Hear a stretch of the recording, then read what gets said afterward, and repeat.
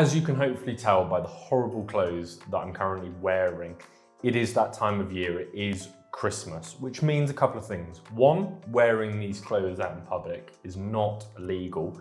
And two, it's time for you to buy all those gifts for those photographers in your life. Now, you might be watching this video because you are a photographer and you're looking for some advice because people are saying, what should I buy for Christmas? And even you don't know. And then this is for your friends, your families, your colleagues, people who know you're a photography enthusiast, but they don't really know what to get you. Well, you're in luck with this video. I'm not going to go over generic presents you can get people. I'm also going to get a little bit nerdy, a little bit in depth, because just because you want to buy someone an SD card or an SSD, you want to make sure you're buying them the correct one, because there are tons out there which your photographer friends will thank you for, but then never end up using. So we're going to get into gifts photographers actually want and need. The way I'm going to do this, there isn't a strict price structure, but the more expensive items will be at the end of this video. So they'll be scaling up in price as we go through. But hopefully everyone at home finds this video useful. And without further ado, let's get started.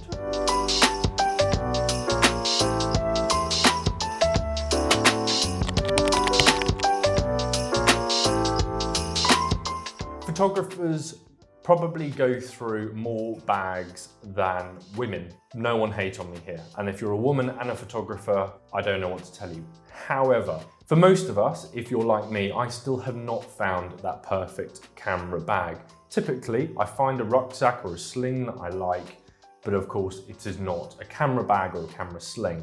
And I tend not to really like the camera alternatives you can get. That's where something like this comes in. This is a camera insert. These are a fantastic tool because essentially what it does is open any bag you currently own and love, or any bag you want to buy, and turn it into a camera bag. I use this little one from Clever Supply Co. It's actually out of a sling that they sell, but I use this more than the sling, and I will pop this into a sling of my choice. So the nice thing about this is I can tailor a sling that fits me, that feels comfortable, but I can also keep my camera nice and secure in a camera insert. Now, there are tons of these on Amazon and on the internet to buy.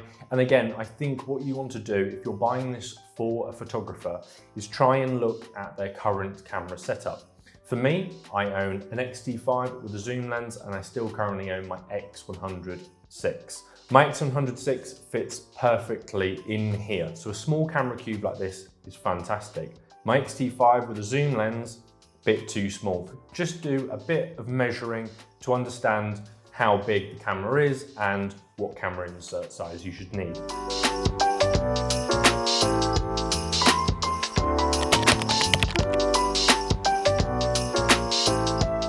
Next up, we're going to be talking about batteries. I told you this was going to be an exciting video.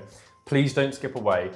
Batteries are a photographer's #1 friend. Bar SD cards, if you don't have any power, you're not taking any photos. Now, you might think the best thing to do when it comes to buying a battery is to buy first party, and you'd be correct in thinking that. Because in most things in life, buying first party means you get a level of quality and they're just better than their third party equivalents. However, like this one from Small Rig, in my opinion, is a better battery than the one that Fujifilm sells.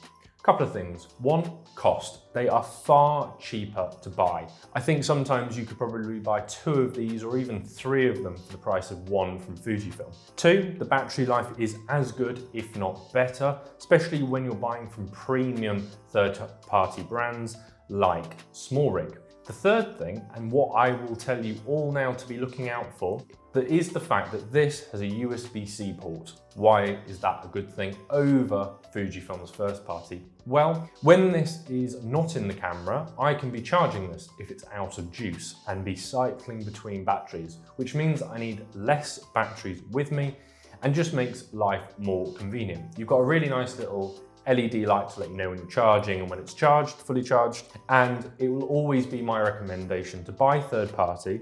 And I love that you can get them in different colors. So you can get this in an orange and like a light blue. So again, it's not just loads of black batteries, you know which one you've used and which one's died. which is a nice indication. And again, you can be charging them up. So save your money and buy third-party batteries for the photographer in your life.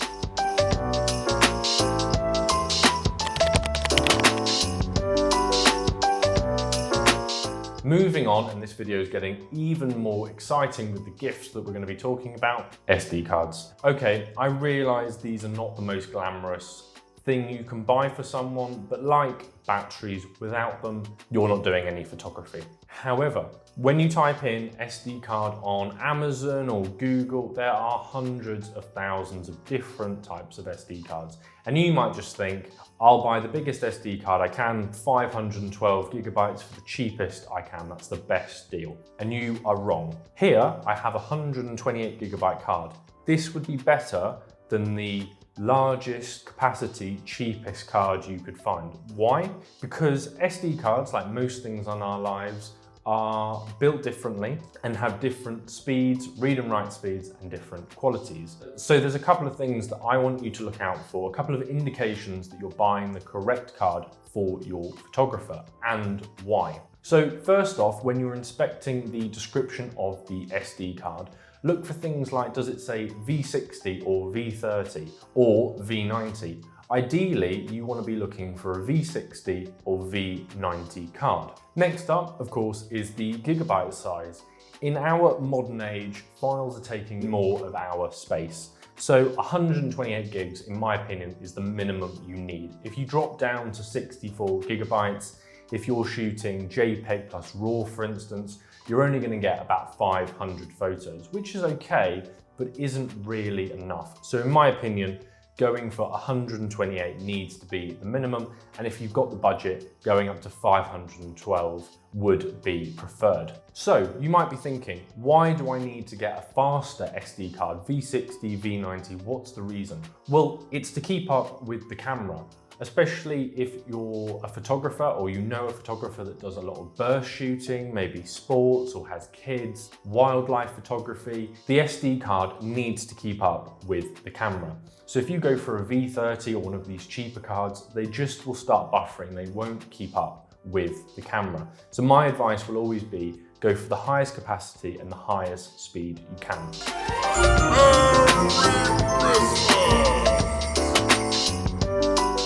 Now, before we move on to the rest of the excellent present ideas I've got for you all, I thought it was only fair that I get my own present, hence why I've got this awfully wrapped box. I did wrap this myself, hence why it's so terrible. I hate wrapping presents, as you can tell, and I don't really give them much effort, but I thought we could unwrap this together and see what is inside. Spoilers, it's going to seriously up-level my setup here in the office. So let's get to unwrapping, shall we? Considering I've wrapped it so poorly, it's quite difficult to get into. Are we ready? See, I could be on the TV doing like product reviews. So, Maono sent me over their new wireless microphone setup. The reason being is probably they've watched my videos and realised my audio could do with some serious up-leveling. Hence why they sent me over this microphone. Now, they did send it to me over free of charge. I am allowed to say whatever I want in exchange for a video. Now, I'm going to be doing a more in-depth video on this product as a wider video in terms of my whole setup, but I thought since it's Christmas, I would treat myself and talk about it now. I only want to work with companies and businesses that I actually believe have good products. I've actually done a video with Maono way back when I started YouTube over a year ago now, and I used their wireless microphone setups all the time for personal and professional use. Now, what makes this microphone different from other microphones on the market at a similar price point and style is the fact that it's completely wireless. Now, you might be thinking, why does that matter? It means that it's extremely versatile. Whether I want to up-level my phone call conversations or as a self-proclaimed dyslexic person, I often use voice to text to send emails, messages, reply to you guys on YouTube, which means I can hook it up to my Mac really easily, no cables required. Or even like on a video like this, I can hook it up to my camera with a compatible camera receiver. So no cables are required. I absolutely hate cables, hence why everything in my office and my desk is wireless. So this will really add to my aesthetic. But without further ado, you know what I sound like right now. You can hear my voice. We're gonna switch over to the microphone and I'll let everyone be the judge in whether or not this has been a worthwhile Christmas present for me. I realize it's not the 25th of December, but it's an early Christmas present for me. And with a little bit of YouTube magic, I am now connected to this microphone wirelessly. As you can see, we have got RGB, which I probably will be turning off, but for my fans of RGB out there, you have got this. So let me know how I sound. Do you prefer how I sounded before, or does it sound better now I'm using this microphone? Obviously, I'm going to be doing some EQing. I'm going to need to be tweaking this microphone and finding out the best position for it. But I truly think this is going to make my setup so much different and make my videos so much more enjoyable to watch. But please do let me know. I certainly think Christmas has come early for me. I'm not going to run over anything else in this video about this microphone, but thank you everyone for watching.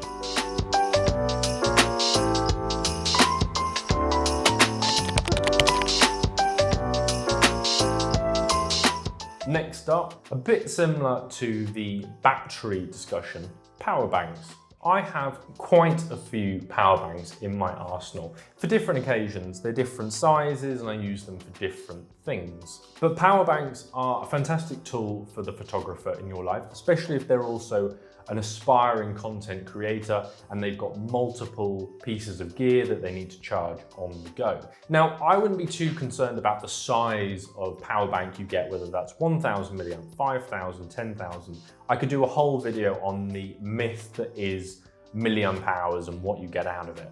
I would more look for things like form factor. I know Zeniko do a 10,000 that is very lightweight. I also have one that's only 1000 milliamps, comes with a built-in USB-C cable and can quite happily charge one of these. Or I could attach it to the camera whilst I was shooting and it could juice it up on the go. But things I would look for: wireless charging. This one has a wireless charger, so for most phones out there now that have wireless charging, this is a nice combination to have, especially if you've got an iPhone and MagSafe. Makes it very nice. Built-in USB-C cable. For our photographers out there, we want to make life as easy as possible, and typically things are moving towards USB-C now. I think we're in the age where everything is coming out USB-C, which is a good thing. But having a built-in retractable cable, for instance, just makes it one less thing you need to worry about taking with you on the go, and the fact it's retractable means you could have it in your bag and be shooting, or you could be at your local coffee spot and just be charging it on the table in front of you. But a good power bank, again, they range in price, but again, it's worth spending a little bit more of them.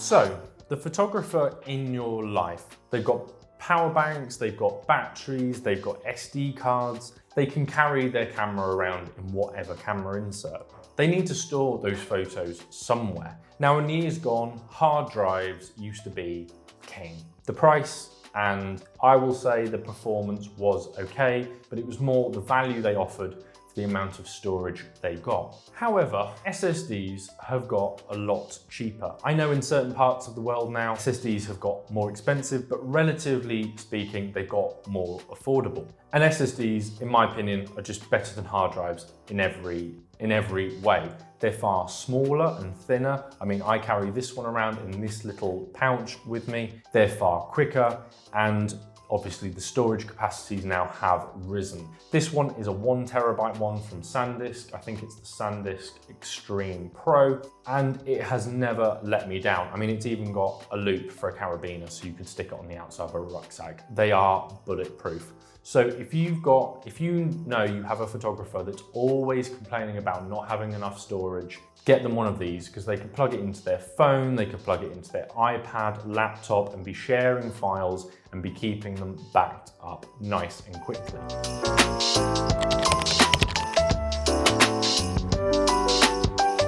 So I think we're getting pretty stacked with the gifts at the moment. But I'm going to throw a bit more of a creative option for people out there. Maybe you already know that the photographer in your life is pretty covered with all this kind of stuff, but maybe you should invest in one of these.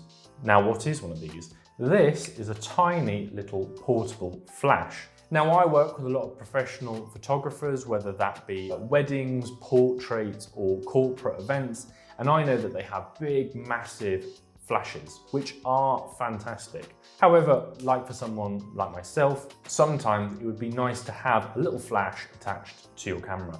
If you're lucky enough to have an X100VI, you have a built-in flash, but this is going to be even better. And for everyone else that doesn't have a built-in flash, this is amazing.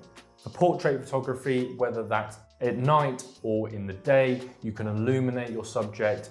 And again, talking about night photography and street photography, you can get some really cool effects in here. And I think it's just a great little present to give to your photographer friend that has never done flash. I got sent this by Zeniko to trial and test, and I'll be making a full review about this little flash. But I've absolutely loved using it. I've never really done flash photography before using it, but this particular one is really easy to use, really simple. I just keep it in automatic mode and it does everything for me. It's great.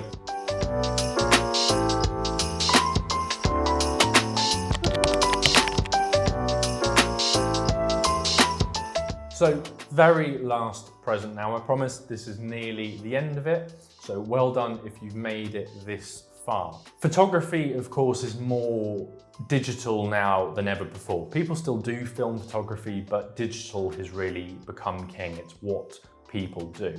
And of course, we share things online, whether it be on blogs, I share my photos here on YouTube, Instagram, or we might have private albums for friends and family. But something that I found really useful in my photography journey, and I think any photographer in your life would find useful, is one of these. Again, what is one of these? Well, if you don't know, this is a small printer. This is the Canon CP-1500. I've said that really weirdly. And it is a fantastic gift and little printer. I actually got this as a gift for my birthday and I have absolutely loved using it all year round. There's something about the ability to print your photos off and seeing them in real life that just gives them so much context, gives them so much life. And it's really nice to review your photography as well because it looks so much different printed versus on a screen. And again, you can kind of, especially if you start printing them out and maybe you buy them an album to go along with this, I found that I see a certain pattern and a style and what I like to shoot and who and how and what time of day. And it's really nice for photographers. Now, this is a small printer. You can get massive printers. However, the nice thing about this is it prints out postcard size photos. So they're pretty nice on compact, but they're not super tiny. And I think it's the sweet spot really, unless you want to do giant prints. But in my opinion, that's way too expensive. You'd be better sending your photos to someone to get them printed. But you could also print them on here to start with, see which ones you like, and then get them sent off to be blown up. But that is my final gift and final present. So I just want to say Merry Christmas to everyone. The channel is not going to be slowing down. I'm going to be doing more videos than ever. I've got a video about this flash coming up. I've got a video about my camera bag that I've been using. And I'm going to do a little bit of a behind the scenes video in a couple of weeks as well. So hopefully, like I said, you found this video useful. If anyone's got any Christmas ideas that they want to share, please do let everyone know in the comments. Or if I've said anything that's wrong in this video and I need correcting, please do let me know. But without further ado, Merry Christmas everyone. And I hope everyone has a lovely time over this festive period.